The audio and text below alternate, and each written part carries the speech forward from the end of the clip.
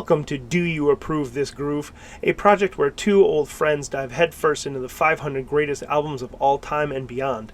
We're going to relive them like we're trading the ultimate mixtape, one legendary record at a time. Each episode, we take a deep dive into iconic albums, rediscover their magic, and see if they hold up after all of these years. We'll rank each album and open up our hot takes for discussion. So whether you're hearing it for the first time or for the 100th, whether you agree or disagree, we're turning the volume up and bringing you along for the ride.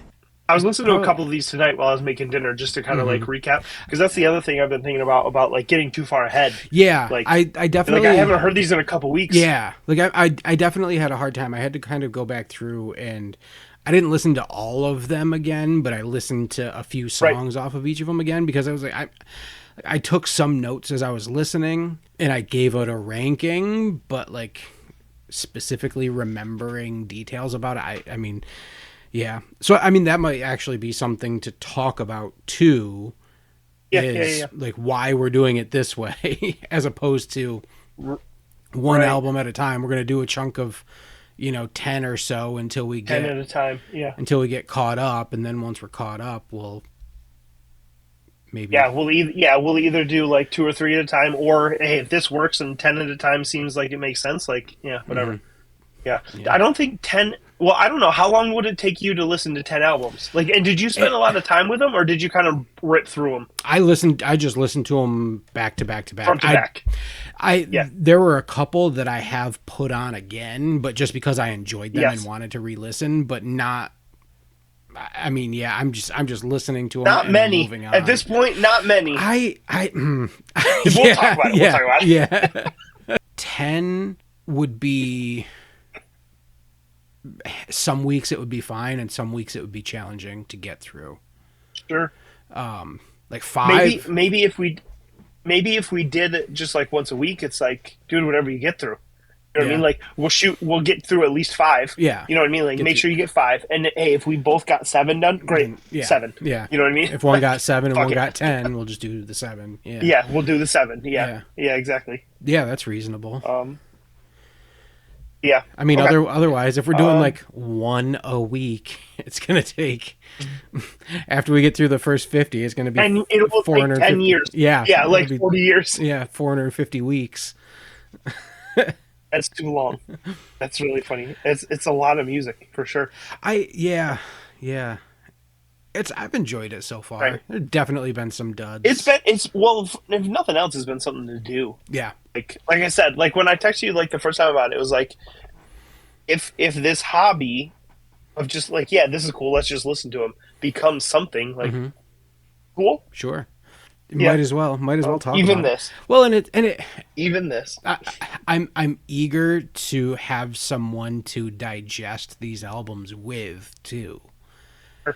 Because even just looking at your rankings versus mine, like I feel like we'll probably have some 3s, some like middle of the roads that overlap, but we're probably going to have a lot of variety in our rankings. Yes, and we will talk about why.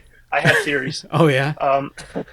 Yeah, I have theories. There's nothing crazy, just my perception of you as a music listener. Which, like, it's just your personality as a music listener is more open-minded than mine is. Like, I'm kind of like I think of it this way. We should talk about well, we're recording anyways. Yeah.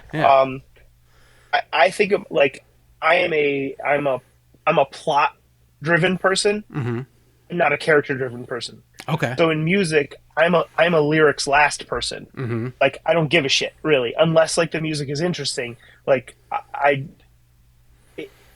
don't know the best way to describe it. Like there's some stuff that's super exciting to me that it could be stream of consciousness bullshit and it doesn't matter. Mm-hmm.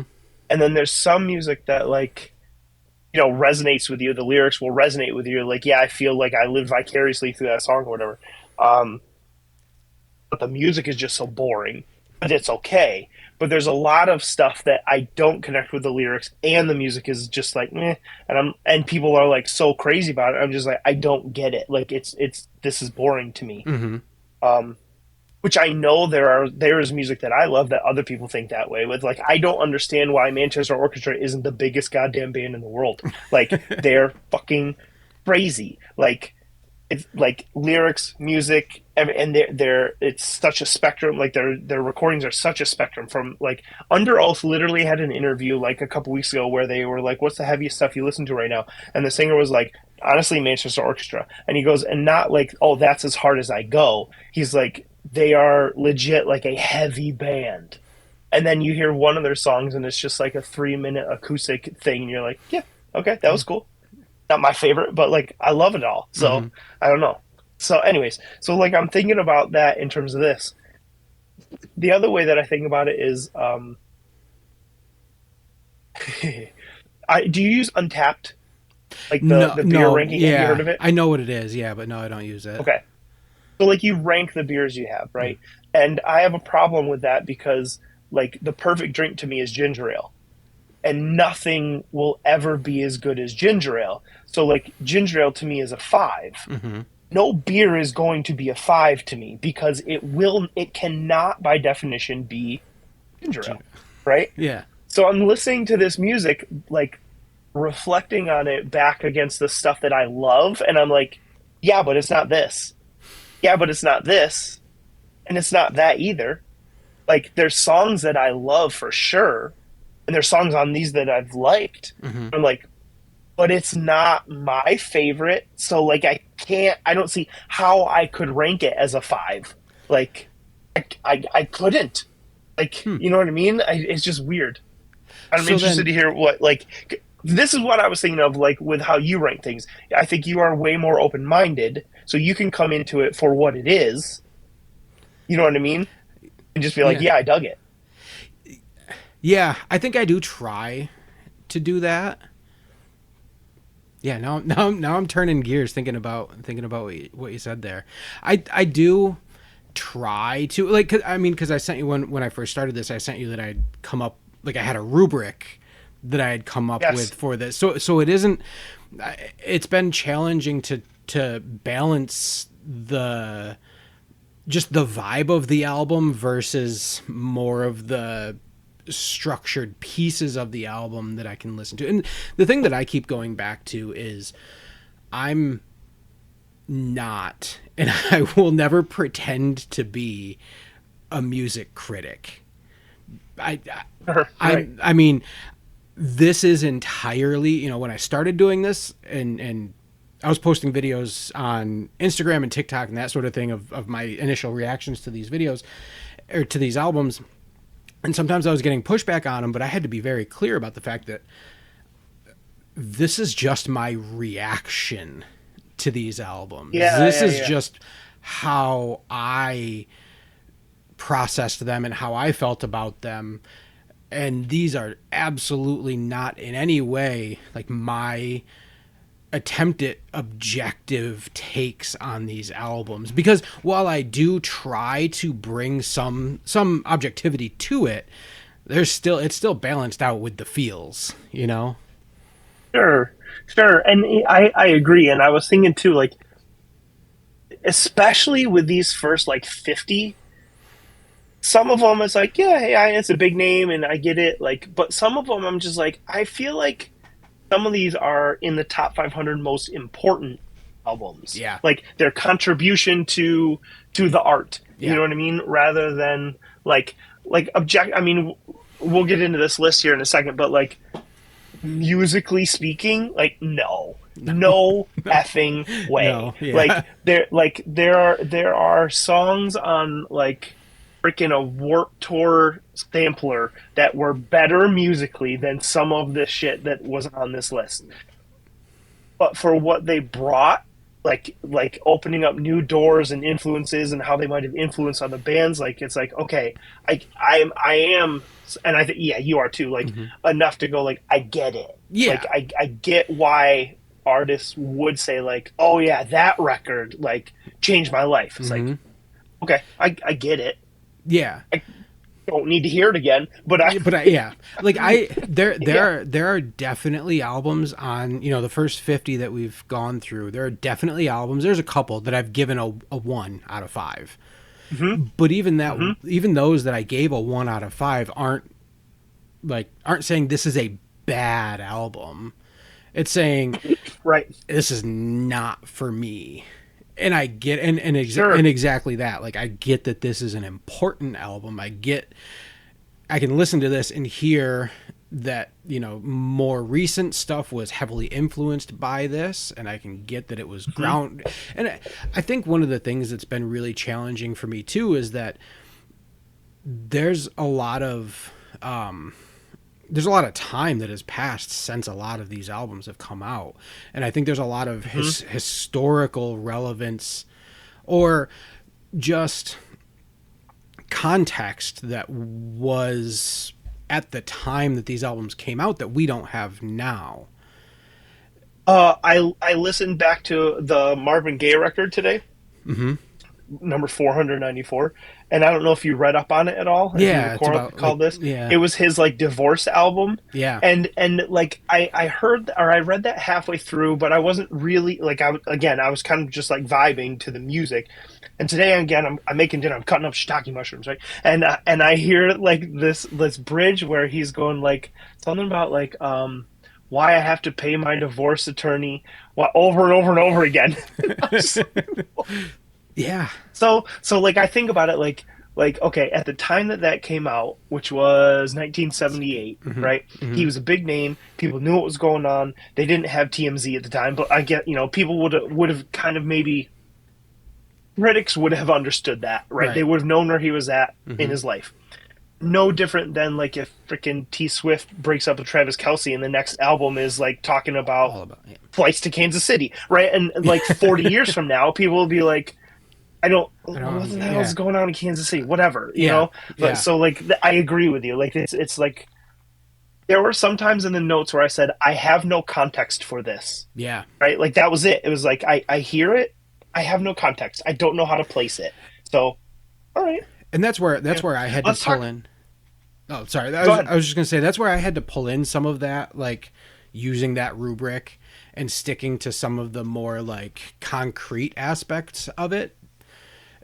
And where I'm kind of the same more now than I used to be when we were younger. When we were younger, I think I was a lot more lyrically connected to music. Now I'm not really very much at all. Sure. Like I really enjoyed some of the foreign language albums that we've listened to so far. Just because it takes that element out of it completely. Like I'm not worrying about connecting to the lyrics because I don't understand them. But then I do kind of fall back on what did I think of the production and the arrangement and that sort of thing to still have some basis to react to it on. Yeah, that's interesting. We'll talk more about that for sure. Why don't you talk to me about your rubric and how you kind of arrived on that? And in 1 second, I'm going to cough here. Let me. So how did you come up with like your kind of scale? So the rubric that I came up with, just kind of a basic matrix of, the columns across the top. Yours is a matrix? Wow. Oh, wow. Okay, I'm very interested. Just I have a single point rubric, so just just the columns across the top being the things that I value when I listen to an album, and then a division of points going down the side. So, this is amazing. Yeah. Tell me. So I had 5 categories, right? Connection. So that was primarily lyrically, but also just my general vibe with the music. Because like I said, I have to balance that like more objective view of it versus the connection to the music itself. I can objectively know that something isn't all that great, but it just hits me in the right way that I'm like in it and with it, and like having a way to give points to that too. So connection, both lyrically and just to the general vibe of the music. Cohesiveness of the album was important to me. So like, does the album flow from song to song, or does it feel kind of jumpy all over the place? I like an album. I like an album that not even necessarily tells a story throughout the But whole like thing. a cohesive collection of songs. Yeah, yeah, A cohesive collection of songs. yeah. Yeah. And if you've ever watched, you ever watched the movie High Fidelity, and he talks about Jack Black's character talks about the the intricacies of making a mixtape. That's what I'm thinking when I'm thinking of cohesiveness. Sure. I mean, you hit them hard up at the front, and then that second song you got to take them a little bit higher, and then the third song you back it down a little bit, and it just You know what's interesting about that concept, and I know we're all over the place here, but like I found that in a lot of the albums I listen to, and most of them are from the you know mid to late 20th century, which is so funny to say. hmm Um, that idea of like a large scale crescendo within a song, right? A song building or a payoff at the bridge, or like, hey, we're gonna bring this theme back at the end, and that's gonna be the payoff, or whatever it is. Like, there's so many of these songs that are they just don't have that. yeah, Like, yeah, it's like we're gonna set the intensity or the whatever it is, your vibe. We're gonna set it at a seven, and we're gonna ride the seven from start to finish. all the I'm way like, through. okay.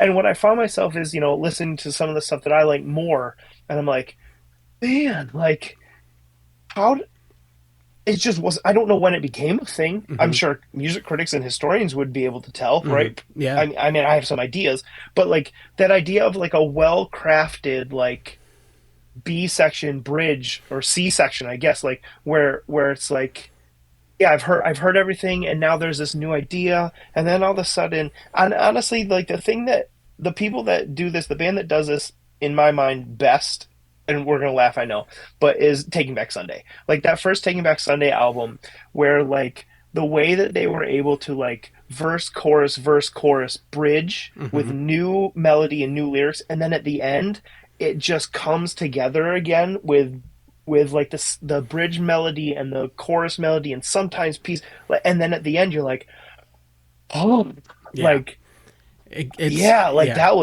was sweet. yeah, These a lot of these songs just don't have that. yeah, and It's just more straightforward. yeah, and that's and like that's actually kind of the next column in my list too, because I was thinking that Great. I was thinking about it in like that same idea in terms of the album from start to finish. Like each individual song may or may not have that up and down crescendo I coming to, totally get what you're saying. Yes. but over the Yeah. With it, course I'm of the sorry. yeah. But then that the third column that I have is arrangement. So is Perfect. there some interesting arrangement going on? And again, it may not be every single song, but like I now have come more to value music that kind of pushes the conventions a bit. Like you were saying, the verse chorus bridge chorus chorus sort of thing. Hmm. I think it's really like that's a good structure for doing that, building that to that crescendo at the bridge and that resolution at the end through that final chorus.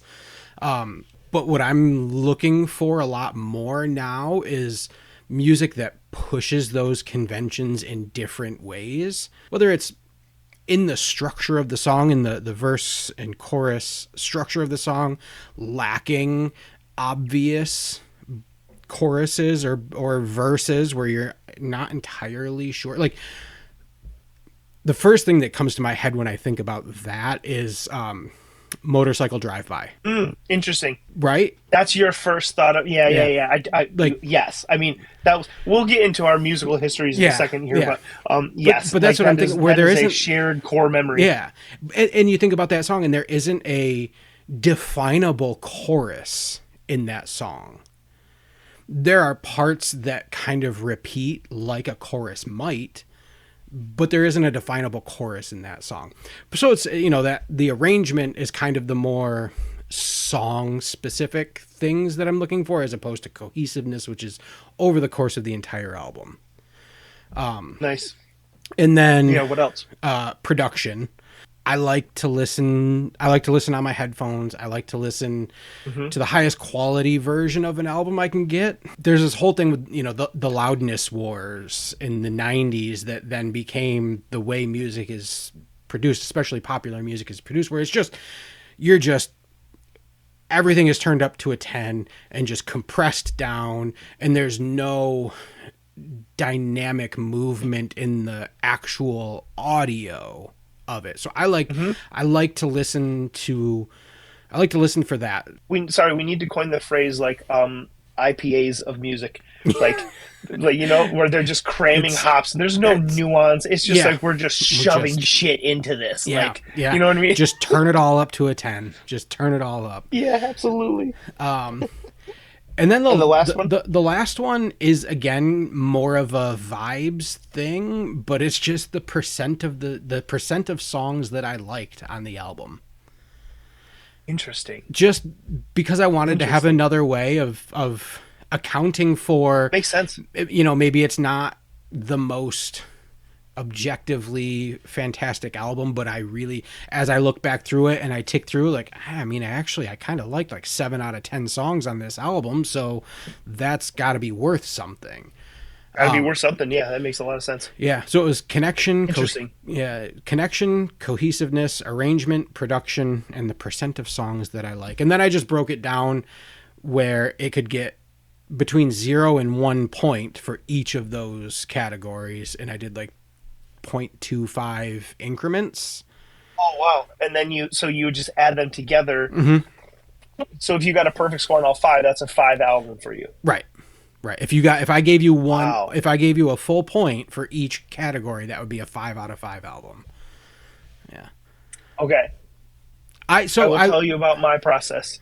I will Go ahead. just to add real quick, I was a lot more diligent with using this earlier on in the listening through. There got to be times where like I was, I would listen to something at work, or I had I drove down to Virginia a month or two ago, and it was 6 hour drive each way, and I was by myself, and I just put on album after album after album, and I wasn't like pulling over to make notes as I was listening. Sure. I haven't used this rubric faithfully on every single album, but it is Gotcha. as I'm listening, even if I'm not It's like a making notes. foundation of Yeah. yeah, yeah. So I get it. how are you listening and So rating? all right, so this will be good because if you think of them that way, or at least as your framework, I'm thinking of them at a more surface level, like hit like how does like my first literal reaction to it, right? Hmm. So essentially, I don't have the matrix that you have. I have scores, right? Five is I loved this. Like for the most part, like the whole thing grabbed me. Like there are songs I liked, songs I grew to. I like the vibe. I like the it's different, like something, right? I love it. I will seek this out. Like I will listen to this a lot, right? Hmm. Four, I'm giving that like, yeah, there are songs in here that will bring me back. I will seek this out again. Like, excuse me, like I'm in the mood and I'm like, oh yeah, shoot, I want to hear something kind of like that Arcade Fire song, right? Like, okay, yeah, oh, why not just listen to the Arcade Fire song? Great, got it. Okay. Three is like literally I put on my notes that it's okay, it's not offensive. Like, Yeah. yeah, if it came up on shuffle, sure, like whatever. But I'm not gonna like add it to a playlist. You know what Right. I'm saying? Like, Hmm. I got it. It was fine. Hmm. Not literally in my notes. It says not offensive. Two is I don't need to hear this again. Like, I got it. I heard it. Cool. I added it to my palette. You Hmm. know, but like I don't need to hear it again. I got it. And one is like, no thanks. This is a skip. Like I'm gonna skip this from now. And if this ever came up again, no. And then a zero, which I haven't given, is like I something about it. I hate this. Like like I had a visceral reaction to it, and I hated it. Again, I don't have a zero. In all the albums that I've listened to, one thing I found is that some of the albums, and we had talked about this about being in between, Yeah. but but some of them I found, and the only ones that I found that I did this on were I gave like a 3.5. Like there are some songs, like two or three songs maybe, that I would seek out again, but other than that, like it's fine. Hmm. So I didn't want to give it like a 3. I didn't want to give it a 4 because like it's fine. Hmm. But I didn't want to give it a 3 because there were like some bangers on there that like yeah, this is a great song. Yeah, So I have to give the album like a little bit a more little. than that. Yeah, So most of mine are full points, and then I've got a couple 3.5s. I've ended up rounding some here and there, kind of for the same reason. Like if I had given it a 3.5 or even a 2.5, I might round it up to a 3. Mm-hmm. And I'm not entirely sure how I feel about doing that yet. Like I'm still feeling out the whole process of reacting to it, because I even when I'm not using that rubric all the time, I am kind of falling back to the same sort of idea where 5 is I loved it, 4 is I liked it, 3 is it was fine, and then Mm-hmm. two is I didn't like it, and 1 is I hated it. But yeah, it's a okay. Yeah, So I think the. Oh, sorry, I was gonna say mhm, the last thing, and we'll wrap this up. The other thing is like this is inherently like what's the best way to describe it? Like we are trying to objectively rate a subjective thing. yeah, You know what I mean? So yeah, like so it's freaking impossible. oh Like yeah, especially when you think about like we talked about before. All right, I have no tie to this record. It was important to somebody. hmm, Is it not important to me because and you know we are nearly 40 years old, hmm, right? Living in our society right now where I'm like, is this not registering with me because of some bias? Is it not registering with me because I just wasn't exposed to this? I have no context for any of it. Like hmm, I don't get it. Like I was reading about one of these albums and it was like one of an artist that we know and I think appreciate. It was like listed as his like number one album of all time. And I was like, huh, weird. yeah, Like okay, but to me like I didn't even see, other than being in the same genre, I was like I don't even, okay, like whatever. yeah. So like I'm looking at these again, I'm scoring these, I'm like it's easier for me if I just go like first rate, like this is what I Just thought, yeah, like yeah, this is a yeah. 3. And the point you said about like your drive, I drove to Florida over break, Hmm. and I was listening to a couple albums like in North Carolina at like 1 a.m. Um, and they're like I've got my notes app and I'm like typing away at it while I'm driving, you know, real safe behavior. But they're like you said, that almost brought me in. I thought I did better listening then. You know, there's fewer distractions and shit going on, but Hmm. like I really looked at it with an open mind. Like, what am I hearing? Like, what does it make me think of? Like, there's a couple songs, and we'll get to them, that where I'm like, oh yeah, this is just like this, or this reminds me of this, or I can see where this happened, which I thought was really interesting, as opposed to like I'm driving to work in the morning and thinking of 100 things, and this record is just on. Yep. I So I have had that turning over in my head this entire time too. The mood that I'm in like when I giving this listen. album a shot. Yeah. Yeah. Yeah, Yeah. yeah, The mood that I'm in when I put this album on and I'm listening to it, am I being fair to the album? Because right. I'm Agreed. in a certain place at that moment that isn't matching what that album is giving me. Right. Am I being fair in rating that album? Yeah. Which I mean, Then I think about all that, and then I go, screw it, it's for yeah, fun. Like yeah, whatever. well, yeah. Nobody's gonna live or die on our on our Yeah. ratings Sorry, of things. Black Flag. You Yeah, caught me. You caught no, me in line at Michael's on Christmas Eve. yeah, Sorry. yeah. Like, No. Okay, so I wanna put you on the spot though. hmm Knowing that I don't know if I can do this off the top of my head either, and I will, but I'm not sure. So outside of this list, so we're talking about ratings and rankings and our preferences for music and what we like and that sort of thing. uh-huh. Not from this list. Yep. What is a 5 album for you? Like an example of a 5 Um, album.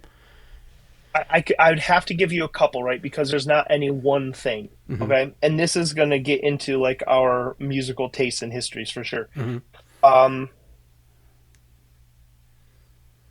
the first one that comes to mind, the first one that comes to mind is probably Dog Problems by the Format. Um,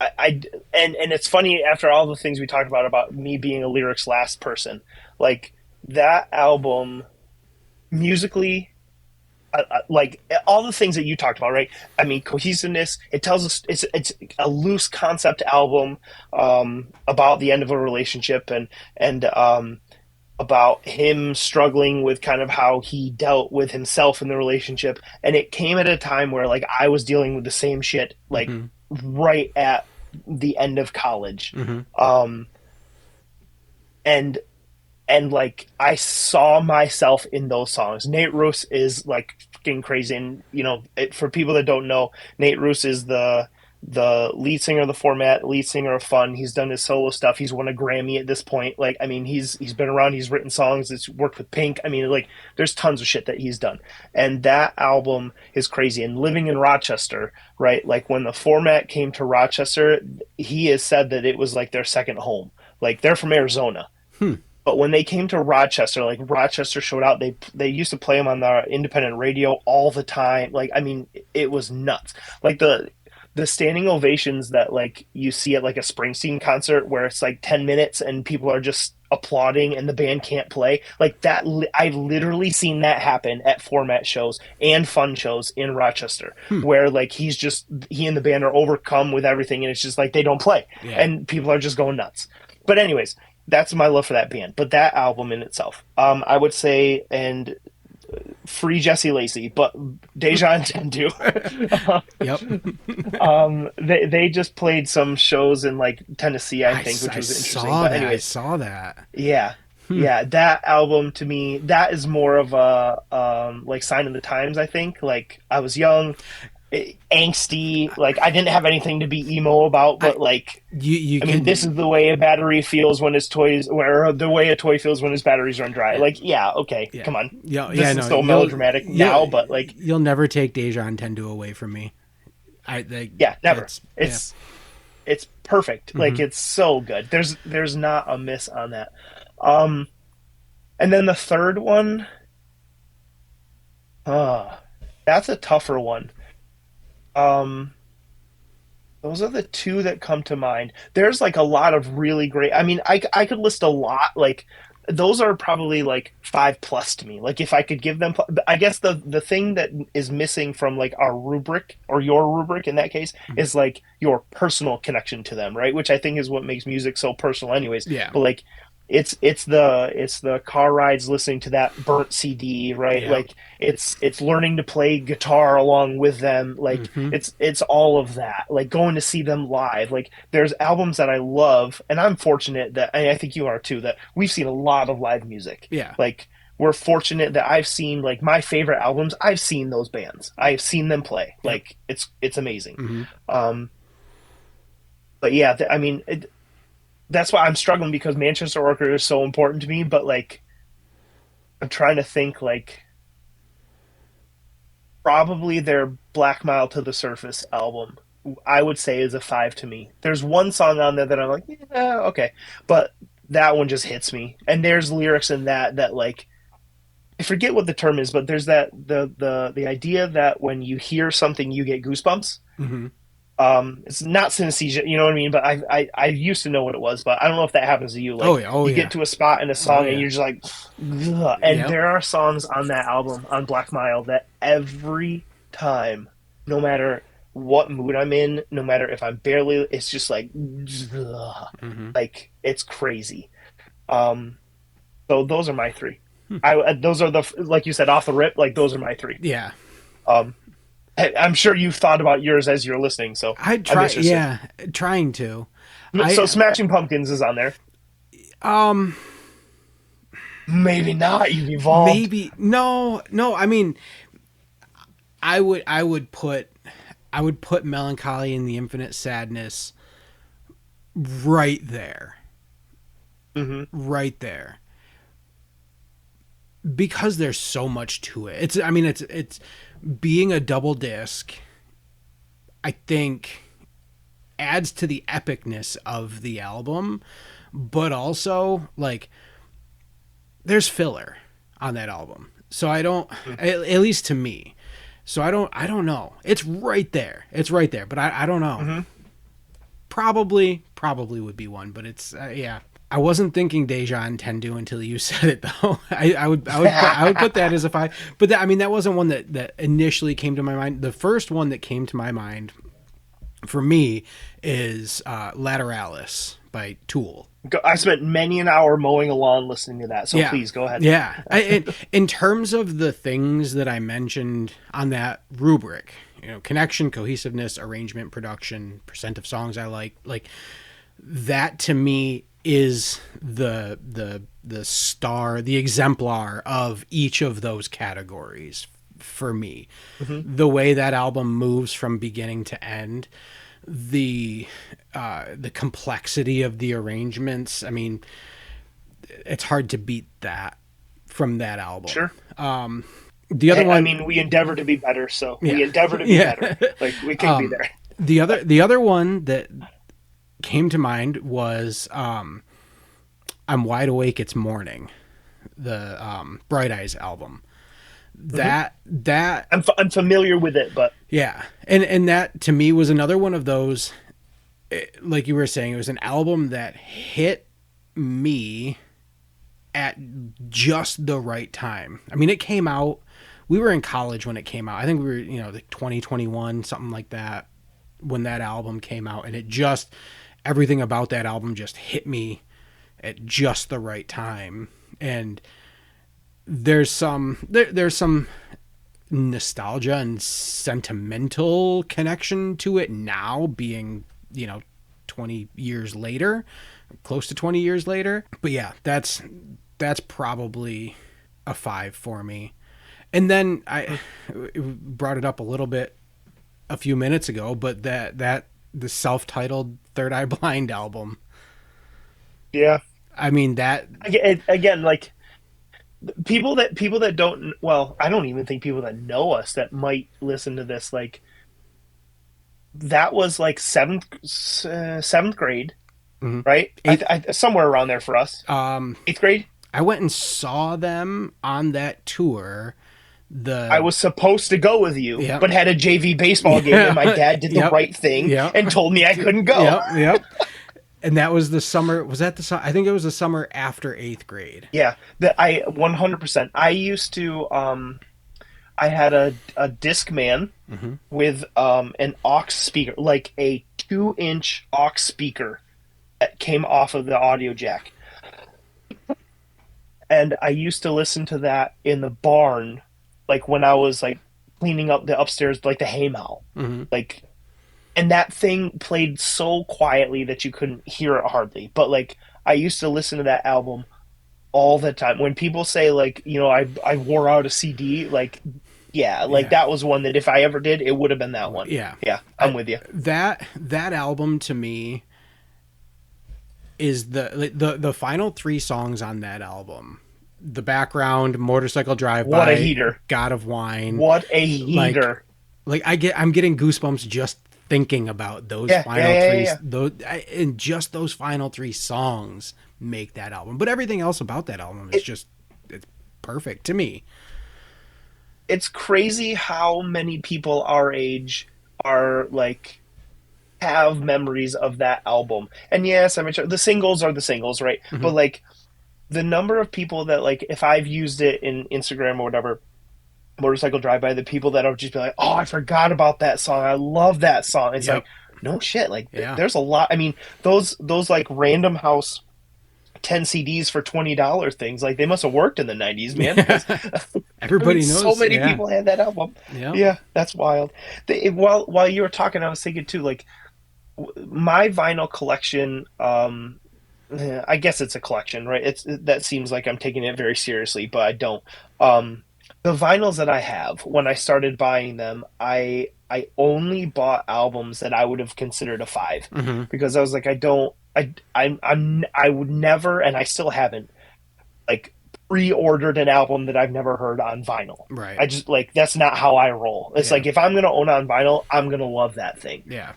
And like there are, now that I think about it, there's a, I would say like the first probably 10 albums I got would probably be a five. Hmm. Um, I don't want to list them all, but like even Say Anything's is a real boy. Like Hmm. that album from front to back just rips. Like I could do even the EP like bonus tracks kind of that they put out later, or that he put out along with that. Like Wow, I Can Get Sexual Too is like a cheesy song, but it's a like everybody loves it. Hmm. But like that album to me just it's nuts. Does it? It's nuts. I was gonna ask you what your with the Bright Eyes album, what was your exposure to Bright Eyes like before None. that? Like that was your That first was that from was the my jump. yeah, that was my first. And honestly, I've tried other Bright Eyes albums, things that came before that, So funny how that and happens. yeah, and things that have come after since then. And I don't connect with it the way I do that. I put that album on and I will melt into my chair and just sit there and listen to the whole Yeah, thing. yeah, yeah, yeah. Anything else, It's funny you I say that can't. because I saw the format once. I think you were with me at Water Street. We saw the format open up for Yellow Card. Yep. That was like that 97 Yep. cent whatever. You know what I mean? Yep. Okay. I saw them and I hated them. Like I did, I just hated it. They Hmm. had the song titled the first single, like everybody clapped, and I didn't have any context for it. I didn't know it, and I was like, this is weird and cheesy, and I don't like it. So I went like 3 years probably, yeah, close to 3 years, thinking like I don't like this band, I don't like this band, and then Blessed AP Magazine puts out a review of Dog Problems, and I read it, and I was like, oh, this sounds interesting, and then I saw them open. I don't even remember who it was for, but I saw them at the Town Ballroom in Buffalo, and they played the last song of that album, "Take Your Time Coming Home," and I again that was the first time I'd ever heard it, but I saw it live, Hmm. and you know how hard it is to like see a band live and see songs that you've again and have Yeah. it resonate. Like Yeah. sometimes it doesn't. It's freaking crazy. Um, but I saw that and I was like, I get it. Like yes, I Hmm. get it. And then I got the album, and then I listened to it that whole summer. I actually listened to it going up to the Travis Roy Wiffle Ball tournament Yep. in Vermont, Yep. right? And that's, like that's my memory driving between Binghamton and Albany, like listening to that on that stretch of highway. I Hmm. don't even know which one it is, but like that's my memory of it. And so that one was interesting. I was just curious because, like I said, I did not like that band, and then it was like, I'm in. You got it. Yeah. Like you got Yeah. me. That album got me. Mhm. Like it was great. Well, So and to bring it back to this list of 500 greatest albums, that was one of my motivations for wanting to listen to this, is to listen to some things, first of all, that I probably would have just never given a chance to listen to otherwise, but also the things on this list that I know and have heard, or have heard singles from these albums and said, nope, not for me, don't want to hear it, don't want, not something I'm going to listen to force myself to listen to them and get through them and see what I actually think of them. Like there's the first album on this list that I really like, really connected with and really got into, is one that I never would have given a chance otherwise. And so it's things like that. You're initially that's exposed awesome. to something and you don't really think much of it. So you go 3 years without listening to it, and then all of a sudden it hits you, and it does work for you. Yeah, it's strange. Music is weird. Hey, thanks for watching. We'd love to know what you think of this album, so let us know in the comments. Do you approve this groove? And as always, a quick thumbs up helps a lot. Subscribe so you can see all 500 albums, and we'll see you on the next record.